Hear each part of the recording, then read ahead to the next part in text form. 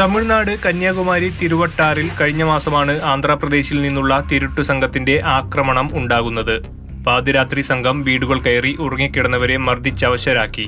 പണവും സ്വർണവും അടക്കമുള്ളവ കൈക്കലാക്കി. വീടിനുള്ളിൽ ഉറങ്ങിക്കിടന്ന തിരുവട്ടാർ സ്വദേശി മോഹൻദാസിനെയും മകളെയും സംഘം ആക്രമിച്ചു. ശേഷം അലമാരയിൽ സൂക്ഷിച്ചിരുന്ന 79 പവനോളം സ്വർണ്ണാഭരണങ്ങൾ പ്രതികൾ മോഷ്ടിച്ച് കടക്കുകയായിരുന്നു. പ്രതികൾക്കായി പോലീസ് സംഘം വല വിധിച്ചിരുന്നു.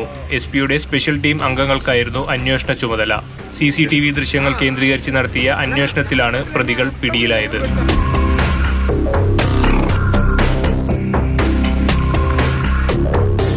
ആന്ധ്രാപ്രദേശ് സ്വദേശി മനുകൊണ്ട അനിൽകുമാർ, പ്രദീപൻ എന്നിവരെയാണ് പോലീസ് സ്പെഷ്യൽ ടീം പിടികൂടിയത്.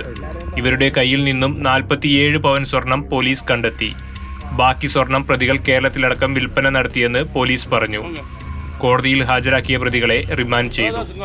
മാതൃഭൂമി ന്യൂസ്, തിരുവനന്തപുരം.